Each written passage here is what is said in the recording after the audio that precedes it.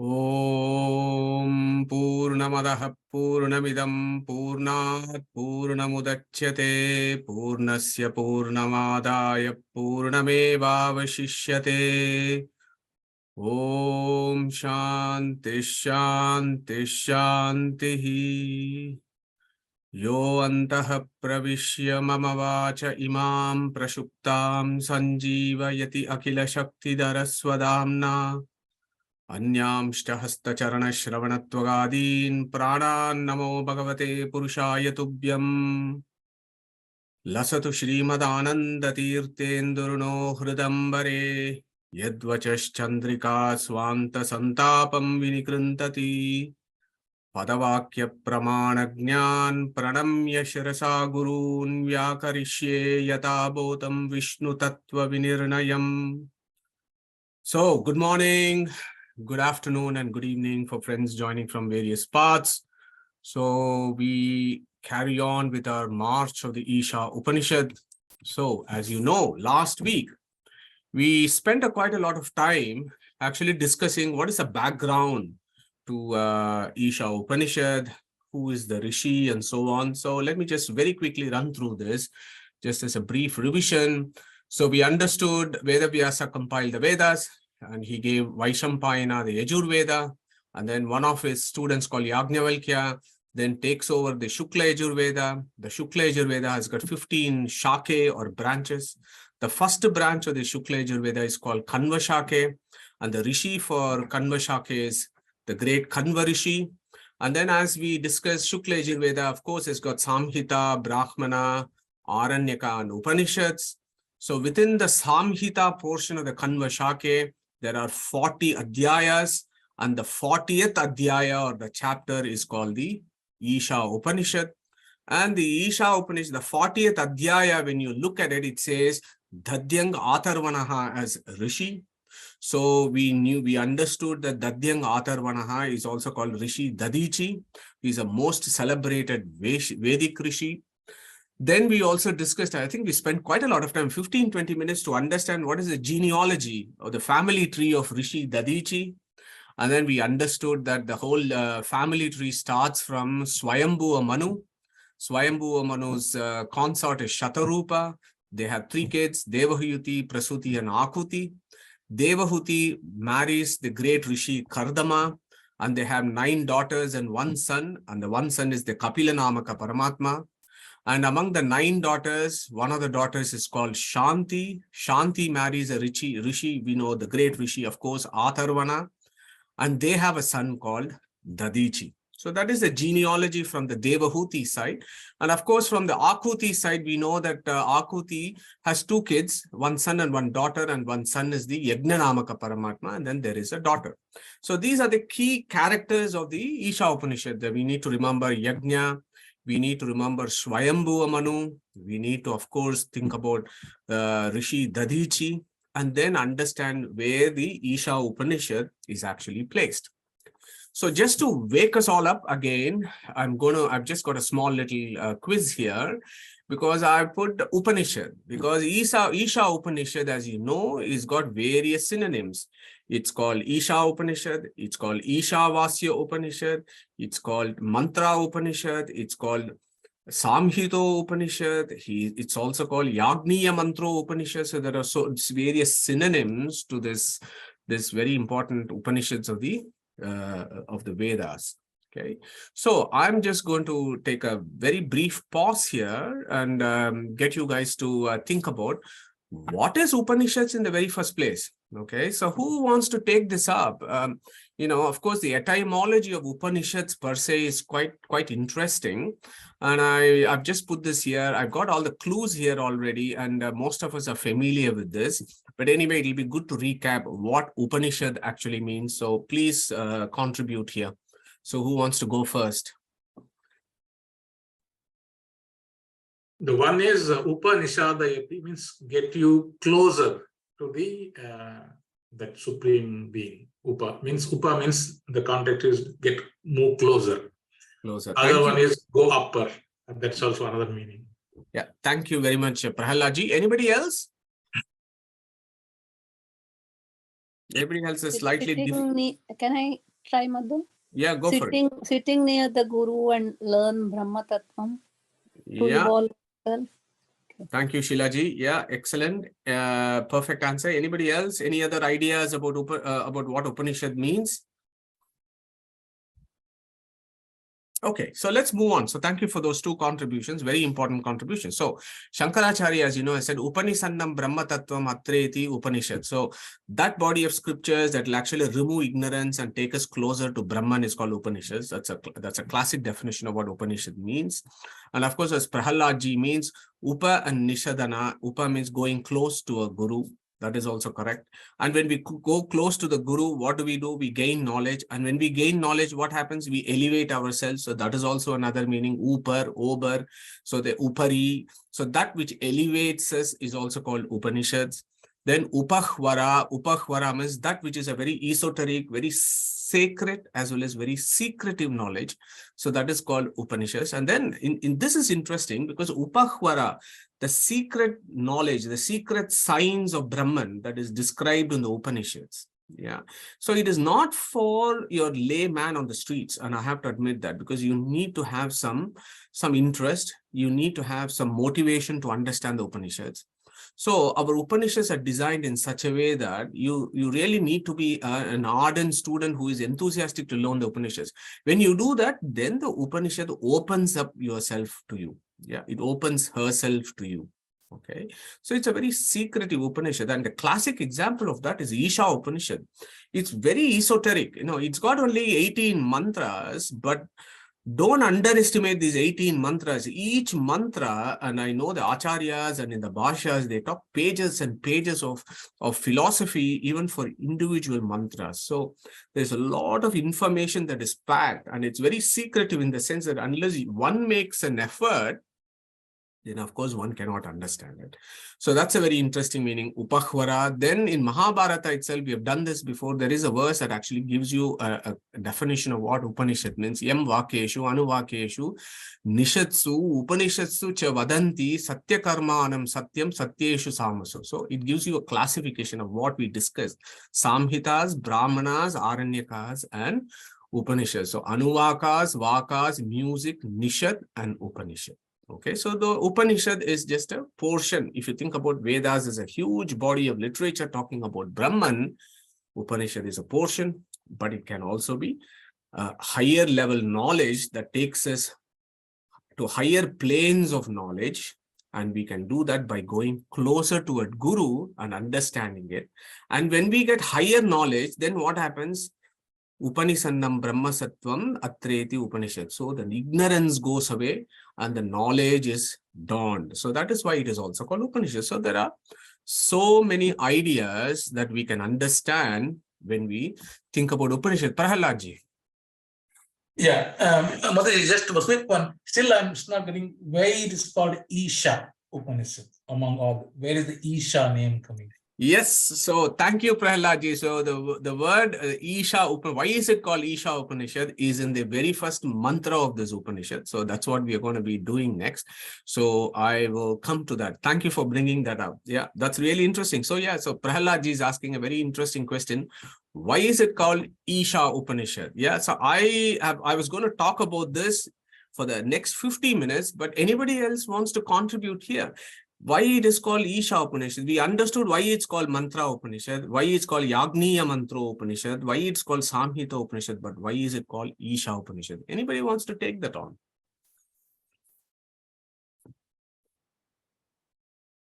So, for example, you have in the Samaveda, you have an Upanishad called Talavakara Upanishad. Talavakara Upanishad is also called Keno Upanishad. So, why is it called Keno Upanishad? No, the answer is there in the Upanishad itself. So what is Keno Upanishad? It is a dialogue between Chaturmukha and Rudra. And Rudra is asking the question to Chaturmukha, Kene shitam patati preshitam manaha. So he starts off with that question, Kena. Okay? That is why it becomes Keno Upanishad. So, Prahaladji, this becomes Isha Upanishad because what is the very first mantra? Ishavasyam idang sarvam. So, it starts off with Isha Vasyam. Okay. So, you call it as Isha Upanishad. It is very similar to why Keno Upanishad is called Keno Upanishad. Okay, so we'll deal with that in some detail for the rest of the session today. So we have understood the overall structure of the Upanishads, what it means, where Dadyang Atharvanaha comes in. So now we make our Pravesha into this Upanishad. Okay, what is the very first verse? Om Ishavasyam Idang Sarvam Yatkincha Jagatyam Jagat Tena Tyaktena Bunjitaha Ma Gridaha Kasyasvidhanam. Okay, so this is the very first mantra. When you look at it, it's quite puzzling, it's quite cryptic. It's quite cryptic as to what is the language of this Upanishad. So what we will do today and what I'm hoping to do over the next 3 to 4 months is, instead of rushing through the Isha Upanishad, we take one mantra per week and then try and dissect it out for our understanding. Okay, so Ishavasyam idang sarvam yatkincha jagatyam jagatena tyaktena bunjitaha ma gridaha kasyasvidhanam. So Rishi is Svayambu, Manu, Dadichi, Yagnavalkya, Kanva Rishi, and all the acharyas who have given us the bhashyas. Devata is Yagnanamaka Paramatma. Chandas here is Anushtup, which has got 32 syllables, and Trishtup, which has got 44 syllables. So once we recognize this, let's go to the very first verse. And even before we go to the very first verse, I just want to introduce what are all the ideas. What is the overall structure of the Isha Upanishad? So there are 18 mantras here, right? There are 18 mantras. So let's dwell on this a little bit, because the number 18 is very popular in our Upanishad Chintana. So the fact that Isha Upanishad has got 18 mantras is not a coincidence. So who is going to answer that or take that up? Why is Isha Upanishad got 18 mantras, not 20 mantras or 16 mantras or 44 mantras? So who wants to answer that? Prahlad, yeah. This is because there are 18 Devata Taratamya. There is one phase. I didn't know. Yeah. Thank you, Prahlad. Anybody else? Yeah. So Bhagavanta is at the 18th position, where 15th is Jiva, 16 are the Baileys, and 17th is Mahalakshmi, and 18th is. Beautiful. So thank you, Veenaji and Prahlad. So there is your answer from both of them. So we have learned this from Shodashakala Purushaha of Prashna Upanishad, the 6th question, where that Rishi asks Pipala the Rishi that question, what are the fences and what is the 16th entity? And then the philosophy goes. So the 16th, in Vedic philosophy, the 16th entity is the Jiva. The 15 are the material fences that the Jiva has. 17 is the Shri Tattva that links up the Jiva to the 15 fences.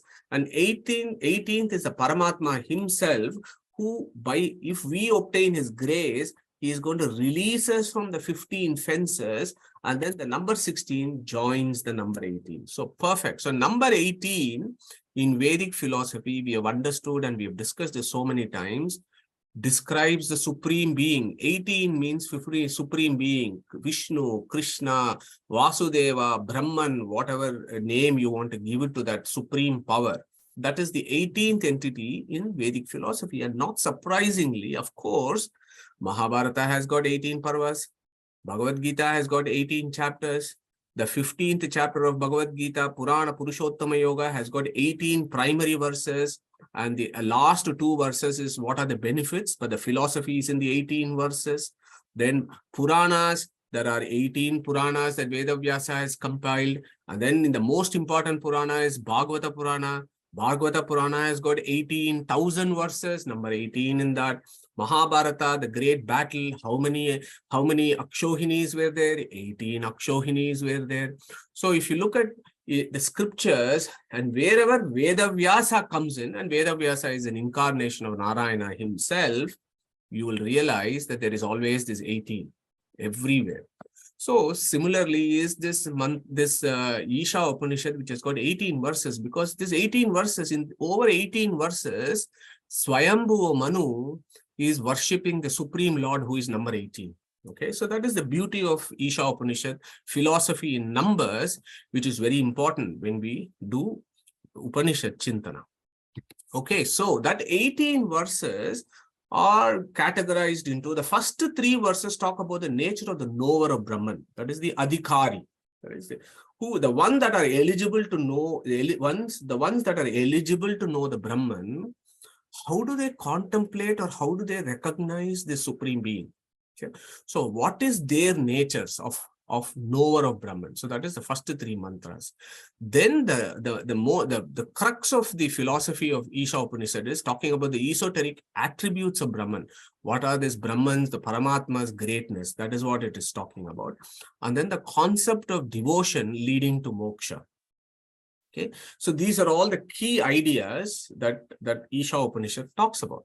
Okay, and of course the prakarana or the context here, which we dealt with very briefly last week, is Svayambu Manu is praying to Yajnamaka because Svayambu Manu is under attack by Asuras. Yeah, in the Bhagavatam you can understand this. He is under attack from the Asuras who want to destroy him. So Svayambu Manu goes to his grandson Yagna and then worships him. Okay, so that is the primary context which we should never forget. And similarly in our lives, what is going on? We are constantly being attacked by these asuras called the various desires that we have, and we are constantly being attacked by this. And how do we then approach our life towards Paramatma? So that is how we get into Svayambhu Manu's shoes and then think about this Upanishad. Then it becomes more interesting, exactly how we did when we did Kataka Upanishad, where we all got into Nachiketa's shoe to understand the kind of philosophical teachings that he received from Yama. Okay, so we go to the first mantra. So this is a very busy slide because there is so much information packed onto it. So how does this first mantra go? Isha Vasyam Idam Sarvam. So let's just take the first line and let's spend some time talking about the very first line. So see, the very first word there is Isha. Okay, so Prahaladji's question gets the answer there. Because the very first word is Isha, this becomes Isha Upanishad. Okay, now the question of course is, who is this Isha? What does Isha actually mean? Yeah, so to understand that, what we should do is, and of course we have done this before, whenever we do the studies of the Upanishads, we should always take Prasthana Trayas into consideration and all the Agamas into consideration. We should get everything together so that we are able to capture and assimilate maximum information that we can. So who is going to tell us what is Prasthana Trayas? What are the Prasthana Trayas of Shastras? Madhu Suresh, we have the Vedanta Sutra, the Bhagavad Gita and Upanishads. Brilliant. So Gita Sutra Prasthana, Gita Prasthana and Upanishad Prasthana, they become the Prasthana Trayas. So then here is another related question. Then what is Agamas then? So what are the Agamas? And Acharya, for example, talk about Sadagamas, right? So what are the Sadagamas? Who wants to take it up? Is it all just the Prasthana Trayas that are Sadagamas, or there are others that we also have to study? Sadagama is Mahabharata, Panchtatra, Ramula Ramayana, all this. Sorry. Yeah, sorry, Prahaladji, do you want to come back again? Do you want to give us a list of all the Agamas? Sadagama is the Mula Mahabharata, Pancharatra, Mula Ramayana. That's what I think I know. That's Sadagamas. Okay. Thank you, Prahaladji. I think Suresh had also unmuted. Suresh, do you want to go? Yeah, Madhuji, I just wanted to say a text that, confer with the teachings of the Vedas would be considered as Sadagamas. So, I mean, it's the list that Prahaladji was just saying anyway. Yeah, beautiful. Anybody else wants to come here and add to it? Yeah, there are total 7, and I think what Prahaladji said, 3 plus the 4 Vedas. So all the 7, and of course, with any information, as Suresh mentioned, any that follow the same principles are Sadagamas. So Yeah, total beautiful. 7. So we know from the. Sorry. Aren't tantras also included as part of the agamas? Yeah, okay. Yes. So, yes, Harish, you're right. So, there is a famous verse, right? Rigadya Bharatam Chaiva, Pancharatra Mata Akilam, Mularamayinam Chaiva, Puranam Cha Yetad Atmakam, Yeche Anuyayinastesham, Sarvetecha Sadagamaha, Duragamas Tadanye, Tairnagneyo Janardanaha. It's a famous verse worth remembering. So, as Neetaji mentioned, there are 7 core texts, 4 Vedas, Itihasa, Purana, Pancharatra agamas. These are the 7 core agamas. And then any other text that concurs with the 7, they are also called agamas. Okay. So that is the broad definition of agamas. And not surprisingly, we as practitioners of Sanatana Dharma have got so much to read. And that's why it takes hundreds, millions of births for us to make that progress, because we have to just gain knowledge and gradually make our progress. So there is so much to read, so much knowledge to assimilate in these texts. So who is going to tell me what is 5th Veda then? So there is 4 Vedas, as Neetaji said, Vedas, Veda Shakes. What is the 5th Veda? Who is going to take that up? Mahabharata. Yes, Is it? Yeah. 50%, you got part of it. Yes, Mahabharata. Bhagavad Gita. Bhagavad Gita is part of Mahabharata. Right. Any other takers? What is the 5th Veda? So, Acharya says, Itihasa Purananam Panchamo Vedanam Vedaha. Okay, so Itihasas, Mahabharata, Ramayana are Itihasas, yeah. And then Puranas. So, Mahabharata, Itihasa, Mahabharata, Ramayana, and the Puranas, they together form the 5th Veda. Okay, so that's a huge volume of text again that we have at our disposal to understand this. Now, why am I talking about this? The reason why I'm talking about this is we should assimilate information from various texts. So Puranas, for example, is an important part of Vedic lore, in the sense, important part of understanding the Vedic philosophy. And one of the biggest Puranas and the most important Puranas, Mahapurana, Satvika Purana, is Bhagavata Purana, right? So you will be, and that is where I'm coming from. So I had to do this background discussion coming to Bhagavata Purana. So you will be surprised to know that there is so in the 8th canto, 8th skanda of Bhagavatam actually talks about this whole incidence that happens between Svayambu, Manu and Yajnanamaka Paramatma. So Google it, read your books. You may have Bhagavatam at home. So go back to the 8th canto. So in the 8th canto, there is the 10th verse, and you will be surprised to see that they are entirely the same. First verse of Isha Upanishad, Ishavasyam idam sarvam yatkincha jagatyam jagat tena tyaktena punjitaha magridaha kasyas vidhanam. Bhagavatam.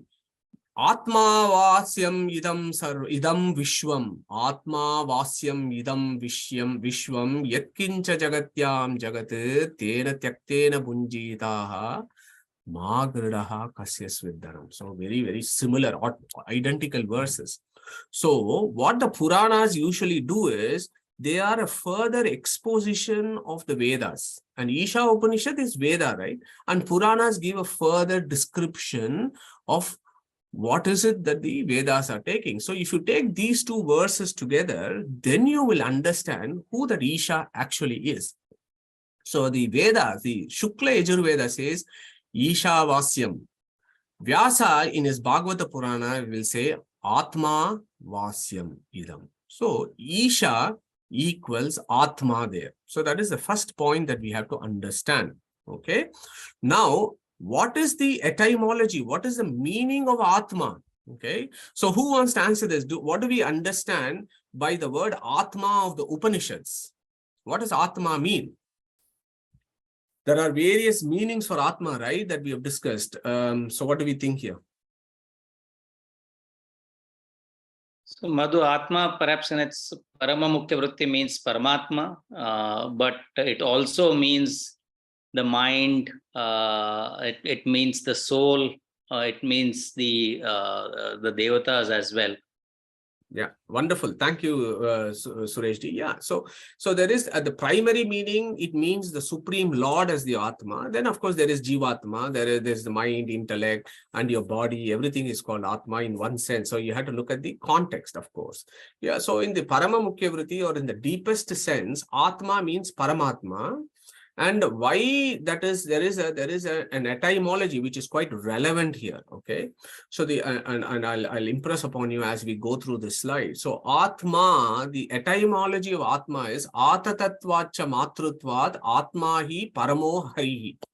So that is what is Tantra. Harish, you are mentioning about Tantra, right?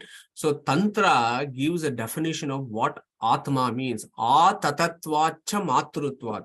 That which pervades all of the material existence is called Atma. Atatat. Tata means pervasion.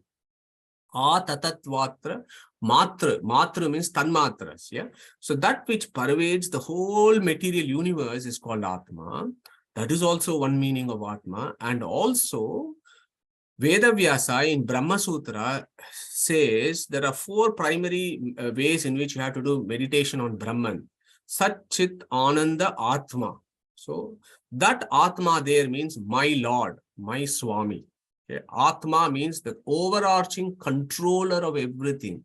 My Lord, the Swami. That is another meaning for Atma. So hold on to that idea about who that Atma Vasyam Idam Vishwam of Bhagavata Purana and Ishavasya Idam Sarvam of Isha Upanishad. Okay, so we get some idea that Isha should denote a supreme entity who is all pervasive and who is a controller. So that is one initial idea that we get, and that primarily is the meaning of Isha. Isha means Achintya Aishwarya Shakti of Bhagavanta. Isha Aishwaryam. Yeah, that is the etymology of Isha. So that one who is an omnipotent controller of everything. That one which is Sarva Samartha. That being that has Achintya Aishwarya Shakti. That means that being, that supreme power that has an unimaginable power. You and I cannot even comprehend what is that omnipotency of the Supreme is. All that we can say is he is omnipotent, but we cannot actually write in a piece of paper, these are all the omnipotent things that he does. It's impossible because he is Achintya. He is beyond that reasoning. That is a clear definition of Isha is. Okay, so here Svayambu Manu, remember Svayambu Manu has gone to Bhagavanta and he's praying, please save me, and he starts up Isha. And he's doing this manana, he's doing this contemplation himself. Yeah. So he's saying Isha. So this is a Sarva Samartha entity. And then he says Isha Vasyam. Okay. So that is very, very significant. Isha Vasyam. So the question is, what does this Vasyam, Isha and Vasyam actually means? And as you know, when we do Upanishad studies, instead of scratching the surface, we always have to break it open, right? We have to split open the words, then understand what it actually means. So this Isha Vasyam opens up into 2 different angles. One is Isha and then Vasya, and then Isha and Avasya. Okay, so there are 2 ways of opening this Isha Vasyam into. Okay, so the evidence for why we should take up Isha Vasyam as Isha Avasya comes from Bhagavata Purana, where Vyasa says Atma Avasyam Idam Vishwam. Okay, so that is for the purists who want to look into these evidences. Yeah, and then of course you have Isha Vasya. So now the question is, what is Vasya? What is Avasya? Okay, so that is very interesting. So who is going to tell us here the etymology of Vasudeva? Yeah, so we worship Narayana as Vasudeva, right?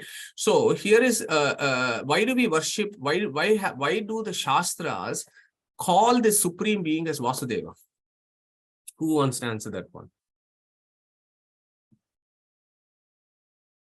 So there, Harish, yeah.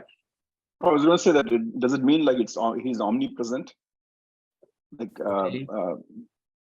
present everywhere. That's the way I understood. Okay, thank you, Harish. Neetaji, Sushil? Yeah, I was going to say all pervasive. Okay, right. Thank you both. So now here is an interesting twist, because some folks think he's called Vasudeva because he's a son of Vasudeva. Okay, so Krishna is called Vasudeva because he's a son of Vasudeva. Okay. But then Vedas are Apaurusheya, they're eternal.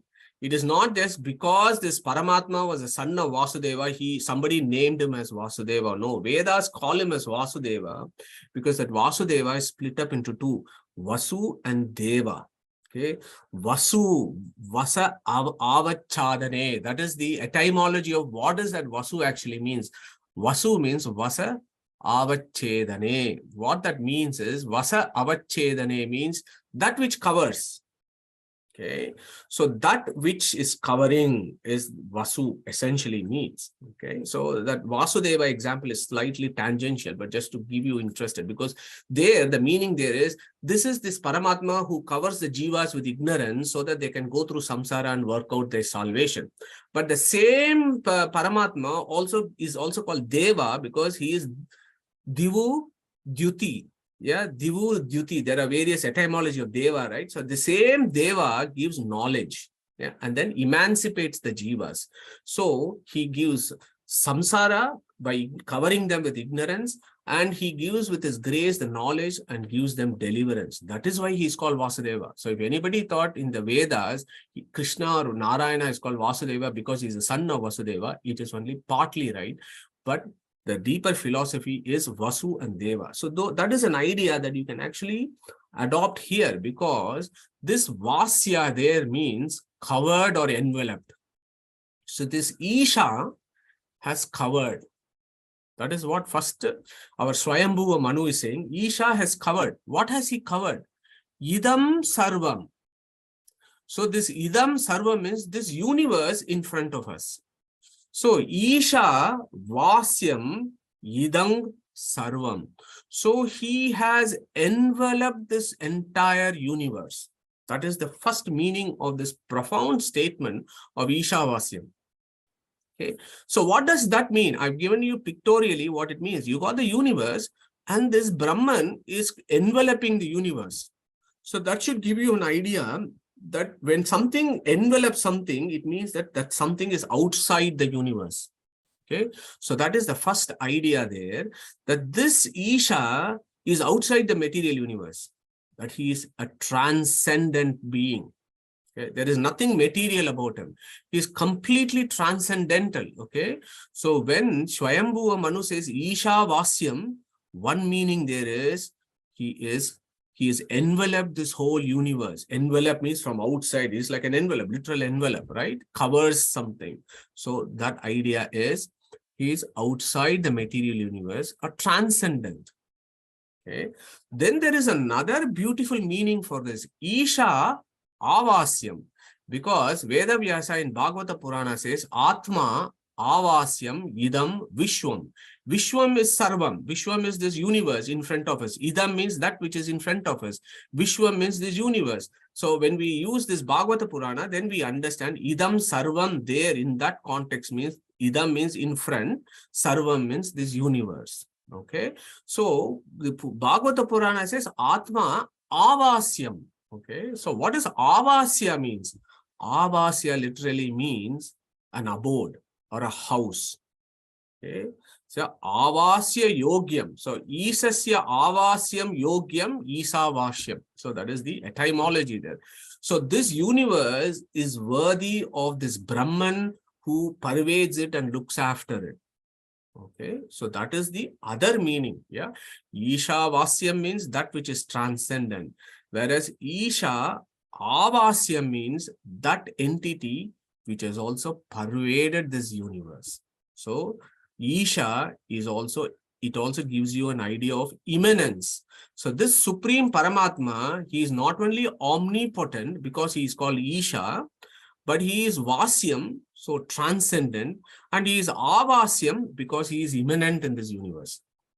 So that is the beauty of this particular verse about Ishavasyam. So I hope you're able to grasp the deeper levels of philosophy there. And of course, in this forum, we have kind of dealt with these ideas when we discussed universe, creation of the universe, and so on. So who wants to take up chapter 15, 17th verse? That also talks about Isha. So if you go to Gita and Google it and do some search and see how many times Krishna has said this Bhagavanta as Ishvara. Many times he has done that. So who wants to recite 15, 17, please? So we had Veenaji, go first. उत्तमः पुरुषस्त्वन्यः परमात्मेत्युदाहृतः यो लोकत्रयमाविश्य बिभर्तव्यय ईश्वरः. Beautiful, Veenaji. Do you want to give us a quick explanation of what is it that Krishna is saying in the second line?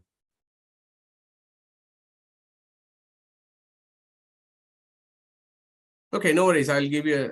I'll take you through that. So here he says, "Yo lokatrayam." Lokatrayam means 3 lokas. Bhurbhuva Swaha. So with Upalakshana, you can say 14 lokas. Basically, the entire universe. Yo lokatrayam avishya. Avishya means he is pervaded. Bibharti means he protects. He holds this universe. And Avyayaha means he is indestructible, he is unchangeable, nothing happens to him even when the universe is destroyed. Why does nothing happen to him when the universe is destroyed? Because he is Ishvaraha. Okay.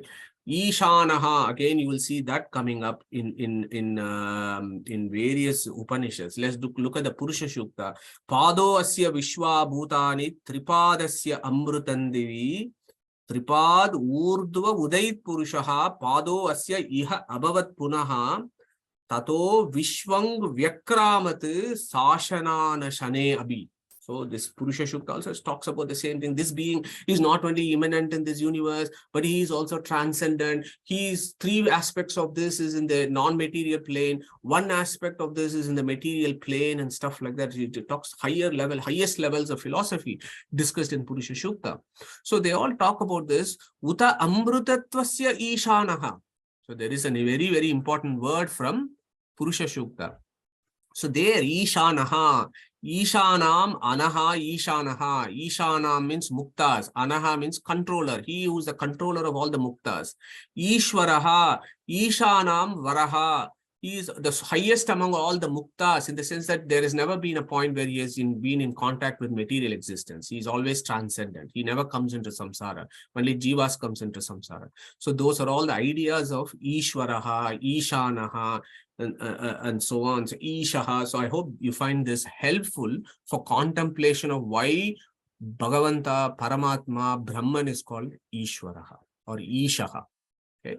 So now here is an interesting idea here. When I said Ishanam, Isha Avasya, Idam Sarvam, this one pervades the entire universe.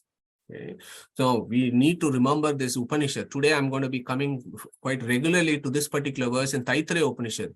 So akamayate bahusyam prajaye yati satapo atapyata satapastaptva idam sarvam asrajata yadidam kincha tat srishtva tadeva anupravishat. So he thought, let me create. So he created, everything came into existence. Not only that, he not only brought everything into existence, tad eva anu pravishat. It also entered into all its creation to do what? Satucha, tyatucha, abhavat. To give them satta, pramiti and pravriti, to give them their existence, to give them their objecthood of knowledge, to give them a volition. To do all this, this Paramatma pervades, immanent. Okay, so these are very important ideas of Vedantic philosophy that Svayambu Manu sees in the very first words, Ishavasyam idam sarvam. You could almost say that the whole of Vedic philosophy is summarized in these words. Yeah. So Narayana Shukta of Yajur Veda, it gives the same idea. Antar bahishta tat sarvam vyapya narayanaha stitaha. Antaha bahishta tat sarvam. So antaha means inside, immanent. Bahishta means outside, transcendent. Tat means tataha. Sarvam means all. Vyapya. Who is that person who is vyaping? He is called Narayanaha. Okay. Beautiful verse of Narayana Sukta, which also talks about the same thing of Ishavasyam Vidang Sarvam. Okay. So I hope you're able to appreciate the gravity of what Svayambu Manu is saying, because the philosophy there is, and this is important, when Svayambu says Isha Vasyam, Isha Avasyam, that this supreme entity who is called Atma, or the controller, enters into all his creation and controls it. So what is it telling? If something pervades, then the pervader and the pervaded must exist. So these are our basic ideas. So there must be something called the pervader, which is our Paramatma here. What is pervaded? This existence. So one idea there is, unless the universe is existent, unless it is actually really there, there is no point of saying something is pervaded into it. Okay. There is no mention of any superimpositions here. Yeah, and this needs to be noted in these words. There is no ideas of this material universe as a superimposition of Brahman. That is not what Isha Upanishad is saying. Categorically, when you look at the grammars and you look at the words, it is saying this is avasya, not vivarta, not superimposition. So watch those words. So for the purists who are interested in understanding the core philosophy of the Upanishads, these ideas become important. So there is no mention of superimposition here. Okay. If Svayambu Manu wants his world and him to be saved, then that world and himself must exist in the first place. Okay. If him is non-existent and an illusion, and if this world is also an illusion, why on earth you need to have this conversation? Okay. Contextually, it does not make sense. So again, it gives you idea of deeper levels of philosophy. If I am in the house, because that's what Vyasa has said in Bhagavata Purana, Atma Avasyam. If this Atma is inside this house called the universe, yeah, or mundane example, I am actually sitting inside my house to do this lecture. Okay, that means what? I must exist, this house must exist. Okay, so if I am in the house, both must exist. This house is not superimposed on me. I've actually entered into this house and I'm giving you this. We are having this satsang and you have all entered your house and you're sitting in your house. The house is not superimposed on you. You are actually sitting inside the house and we are all doing this satsang. Okay.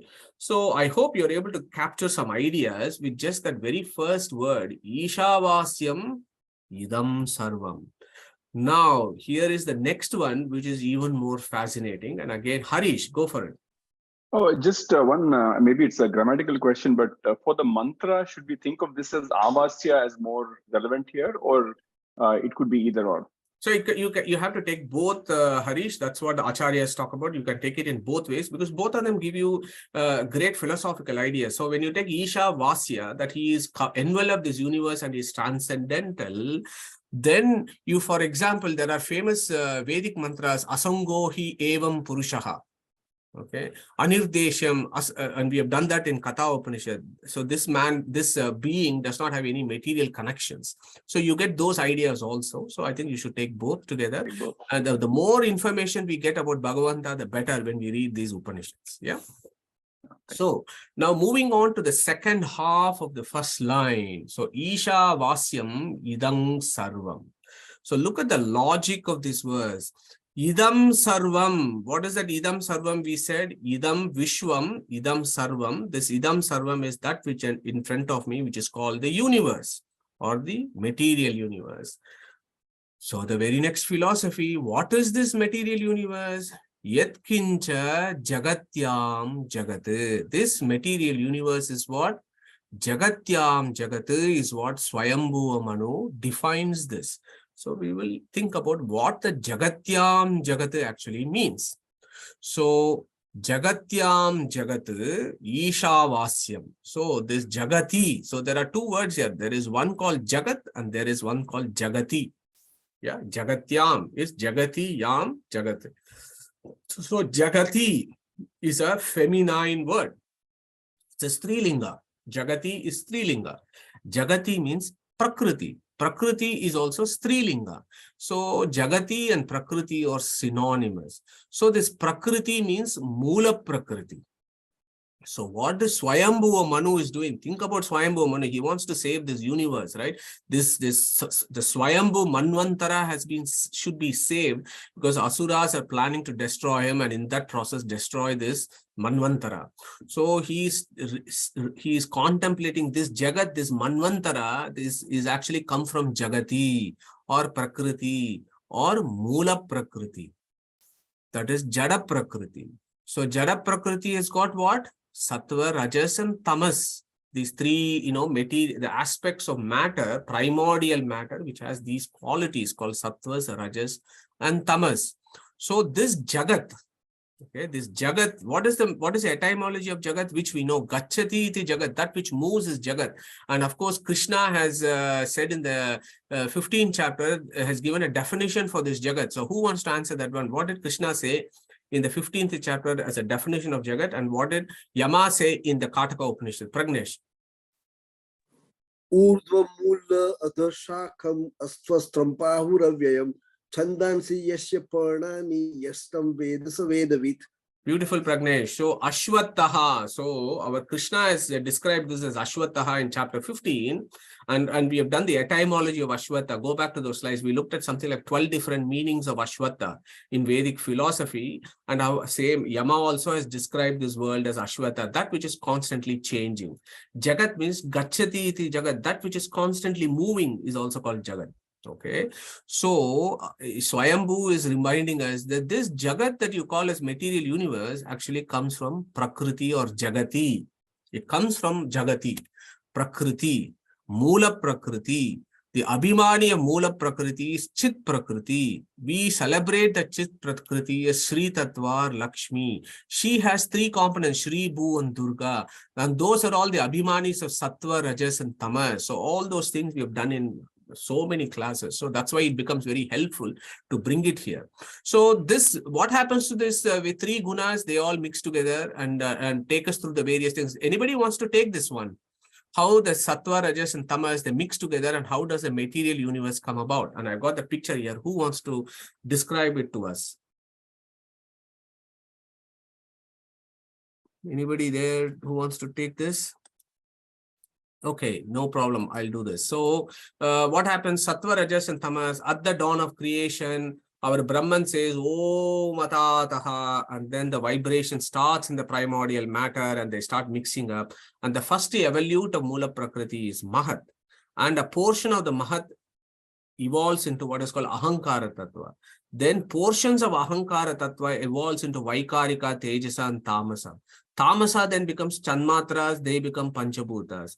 Tejasas become all the Indriyas, Karma Indriyas, Jnana Indriyas. Vaikarika becomes the Manas. Mahat along with the Tejasa forms the Buddhi. And these are all the 25 entities of Brahmanda. So these are the prerequisites. Once you have these the 24 tattvas first, including the Mahat Tattva, then the Brahmanda comes into place after that. Yeah. So that is how that is what is the Jagat is Brahmanda, right?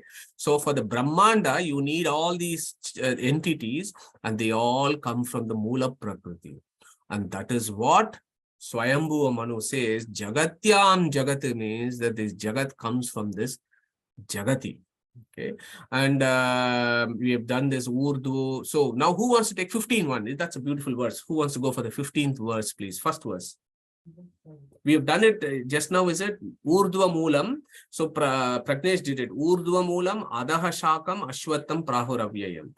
So Urdhva Moolam. So this is what is important, applying the Prasthana Trayas here, because we are taking Upanishad Prasthana and we are taking Gita Prasthana here. Upanishad Katha also has said this, Urdhva Mulo Avakshakaha Yeshaha Ashwattaha Sanatanaha. Urdhva Mulo Adaha Shakam Ashwattam Prahuravyaham. So this universe, what is the Mula? That Mula is the Urdhva. Urdhva Moolam. And we understood from those lectures, Urdhva Vishnuhu. Yeah, Urdhva Vishnu. Who is that highest? Urdhva means that which is the highest. Who is the highest? Vishnu. And what does that Vishnu do? Ishavasyam. And what does he doing? Where is he doing this Ishavasyam business? Jagati. And then what has happened?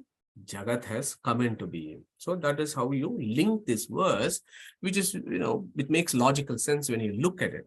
Okay, Ishavasyam, Idam Sarvam, Yatkincha Jagatyam Jagat. But that is not where the philosophy ends, because the philosophy actually is even deeper. That is why Isha Upanishad is amazing, the level in which you can contemplate this. So let's expand this idea a little bit more. And I've got this, our famous potter who's sitting here. And this is from 3 years ago. I've nicked this slide from 3 years ago when we did creation. So we have this potter who is making the pot. To make the pot, he is using all these clay, right? So this clay is the Mula Prakriti.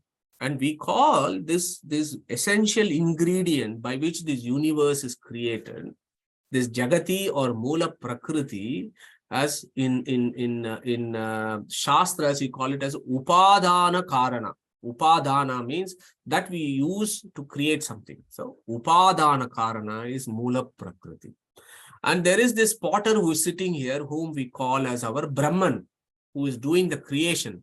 What is he creating? He is creating various objects. You have these kind of plates, which you call them as the objects in the universe. Then you got these pots that he has created. These are the jivas with their body, and they are inside the body. So he's creating all these pots. He's creating all other utensils using what?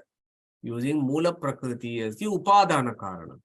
So this potter then becomes what is called as Nimitta Karana. Nimitta Karana means efficient cause.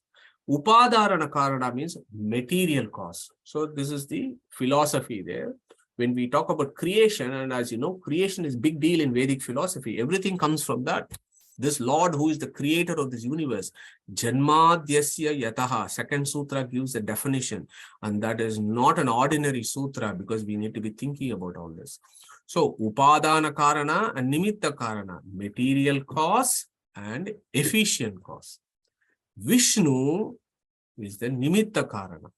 Ishavasya is the Nimitta Karana. Jagatyam is the Upadana Karana. Okay, so we need to bring those ideas in this verse, because this is what makes it interesting. Because the Vedantic philosophy, the Vedantic philosophy has evolved over the last 1500 years. Not that it was not there before that, but it has been crystallized further for our consumption in the Kali Yuga by 3 acharyas, right? So they all looked at this Brahman and this Prakriti and to try and figure out how did this universe come into being. So they come up with 3 broad-ranging views of creation. So one is called Vivarta, that is from the Advaita school of Shankaracharya. Then you have what is called Abhinna Nimitta Upadanatva, which comes from Visishtadvaita, which is from Ramanujacharya. Then you have Kevala Nimitta Karanatva, comes from the Tattvavada of Madhvacharya. So these are diverse views of how the universe comes into being. So what does this mean when I say Vivarta, Abhinna Nimitta, Ubadana, Kevala Nimitta? What do I mean? So I'll use this example here and explain to you. So here is our Brahman. So the Vivarta view is this Mula Prakriti is only a superimposition of Brahman, and all these material entities, these pots and everything else, are also a superimposition, and they don't have the same level of reality as Brahman. They are unreal. Okay, so all other entities are unreal, whereas this chap here who is sitting here is the only reality. All others, the material, particularly the Mula Prakriti, is superimposed on him. So that is in a very broad view. I'm not going into the nitty-gritties of it. It is Vivarta. Now, what Visishtadvaita will say is, there is this Brahman, a portion of him will actually transform into all this. Okay, so that is Abhinna Nimitta Upadana Karana. Then there is this third school of Tattvavada or Dvaita, which says, look, there is the Mula Prakriti, there is Brahman. These two things are entirely different, but the Brahman decides, he chooses to use the Mula Prakriti to bring the universe into being. But they all are different. They have their own realities here. The reality of the Mula Prakriti is that it is dependent on Brahman, whereas the reality of this potter is that he is an independent reality. So there is a dependent reality and an independent reality. And according to Vivarta, there is unreality and then there is reality. And then according to Visishtadvaita, there is this reality which transforms itself into another types of reality. So those are all the broad ideas, okay, the broad ideas. So here I just want to break for a minute before we close in about 10-15 minutes, is what is the difference between the creatorship of Brahman and this potter in this figure? So who wants to pick that up? We've done this in the previous verse, and I've also given a clue here, which we need to think about very carefully when we do this Upanishad Chintana. So what is the difference between a potter who makes a pot and Brahman who makes the universe? So who wants to take that? So Madhuji, the potter makes the pot and that's it. I mean, ends. I mean, the ownership of the pot ends there, and it gets into somebody else's possession. But for Brahman, not only does he makes the pot, he actually pervades into the pot, and is always there. So that perhaps is one of the basic differences. Beautiful, Sureshji. Thank you very much. That is a fundamental difference. Tat srishtva tadeva anupravishate. That is the verse, the key verse. So our Brahman pervades the pot also, whereas our ordinary potter creates and sits outside it. And as Suresh very beautifully said, doesn't actually control, because it can fall and break, or if somebody else can give him money and take it away. Okay. So there is a very famous sutra that you need to remember here. It's called Tad Ananyatvam Arambana Shabdadibhyaha. That's a Vedanta sutra that deals with this philosophy of, is Brahman actually dependent on the Mula Prakriti or not? That is the question there. Let's look at the beauty of Veda Vyasa and the philosophy that he's talking about. If Brahman uses the Mula Prakriti, then it becomes that he is dependent on Mula Prakriti to create the universe. So how do you tackle this problem? So our Veda Vyasa has given an answer there. Tad Ananyatvam Arambana Shabdadibhyaha. Okay, so go and check that sutra out. 2.1.15 to 21. So now we have to, I thought I'll do so much on this, but I'm kind of stuck on the very first line here. So then here we have to remind ourselves. So when Ishavasyam idam sarvam yatkincha jagatyam jagat, when he has said this, we need to think about this creation in its great depth. And we have done Mandukya Upanishad, right?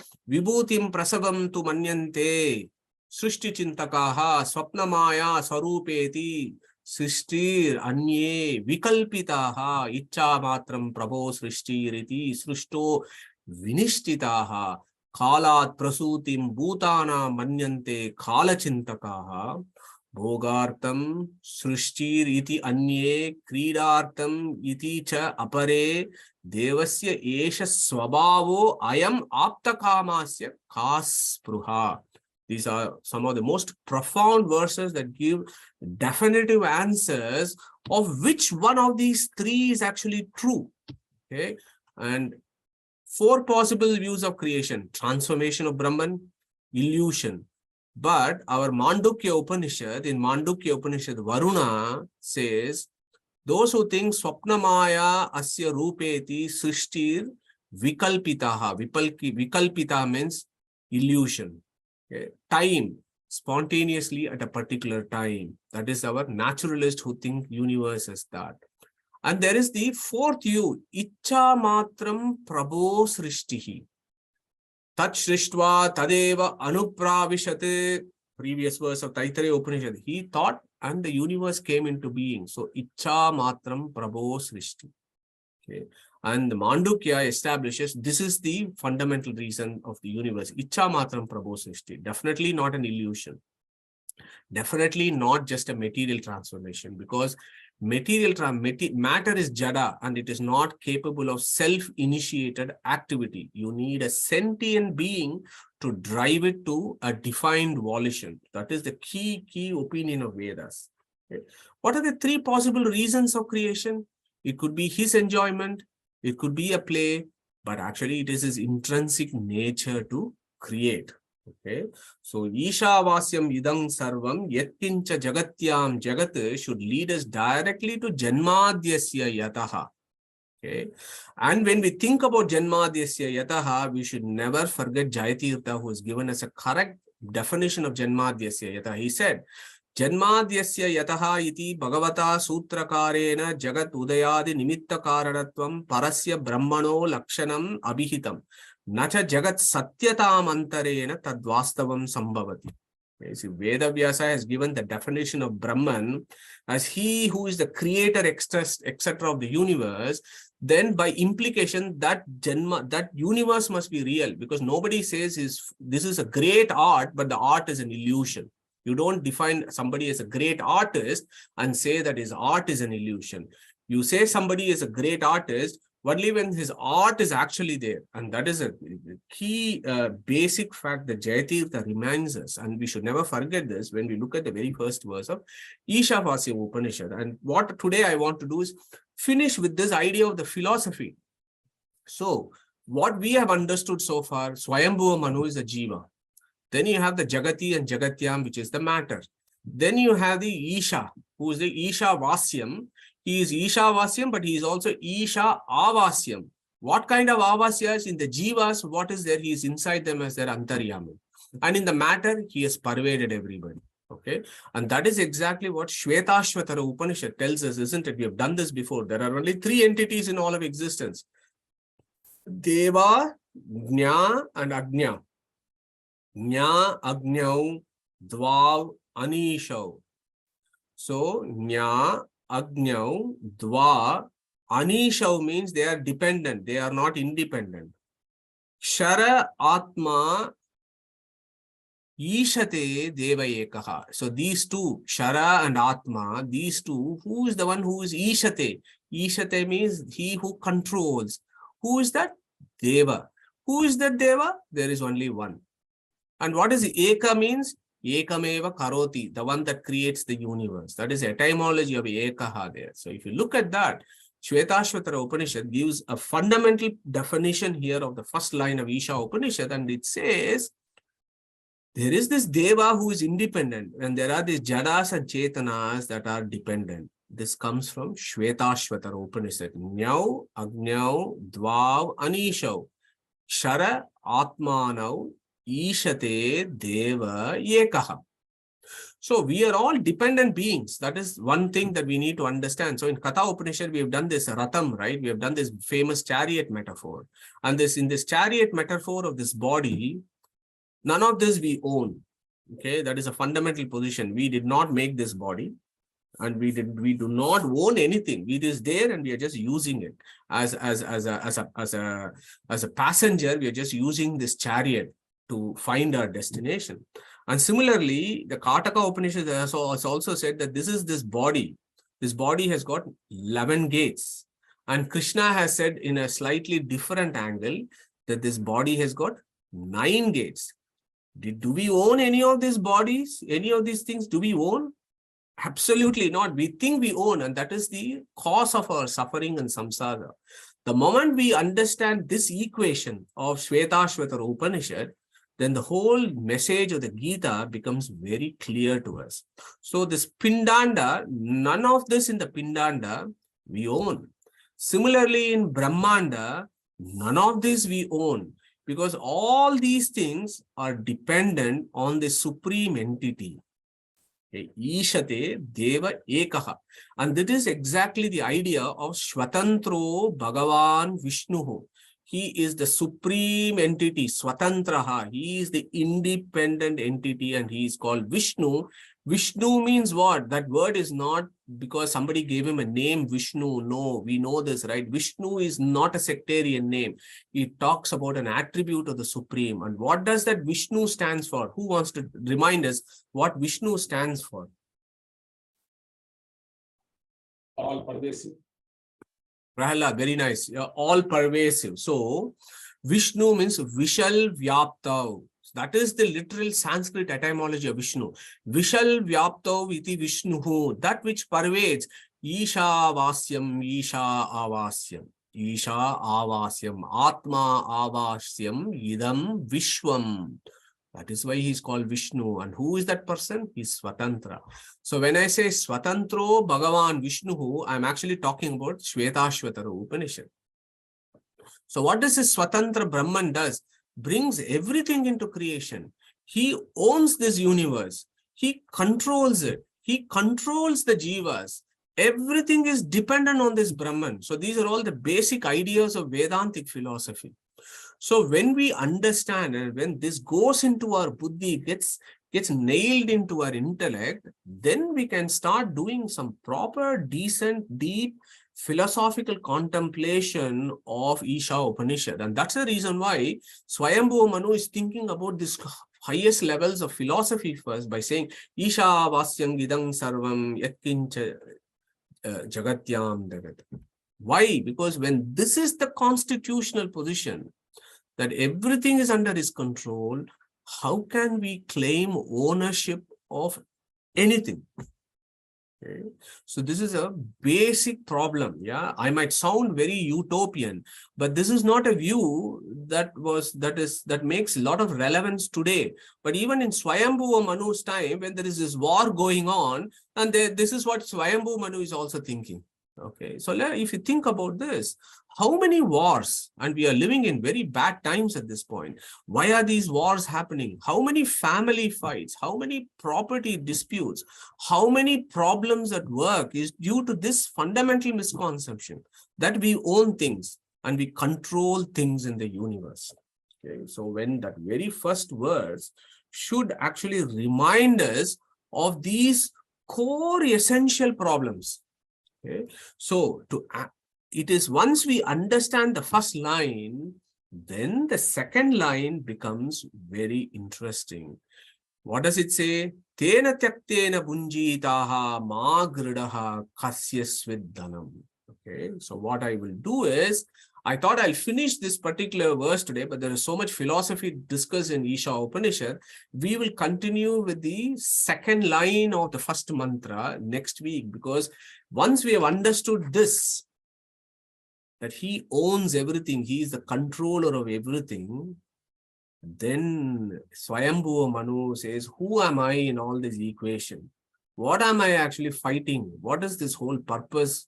And in that process, he is also enlightening us with some core messages when he says, Tena tyaktena bunjitaha magridaha kasyasvidhanam. So we will tackle this next week. So I'm going to close at this point. I still had a few more slides that I wanted to discuss, but we really had to do justice to Isha Upanishad. So on that note, Krishna Pranamastu, and if there are any questions, we can handle that.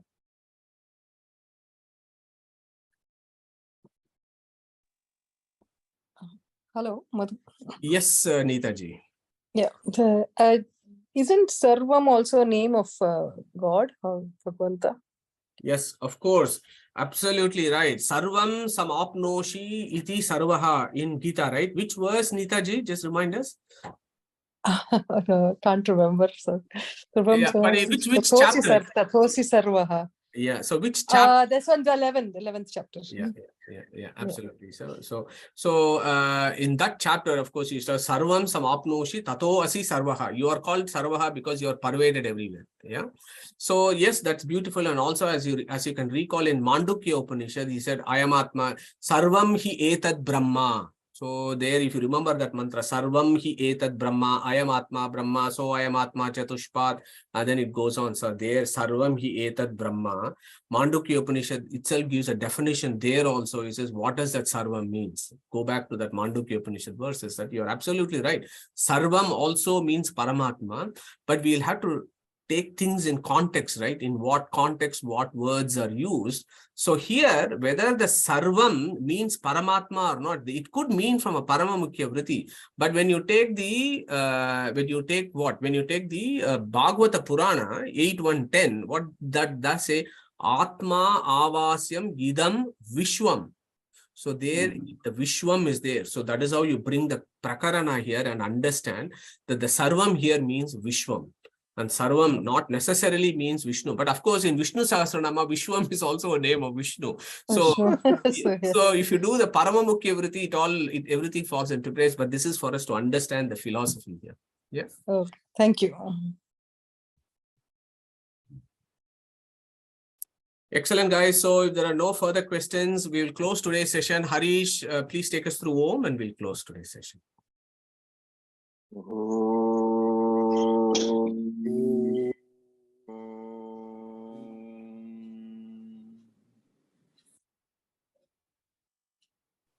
Thank you, everyone. So we'll catch up again next week. So stay safe and Hare Krishna. Thank you, Guru Bhima.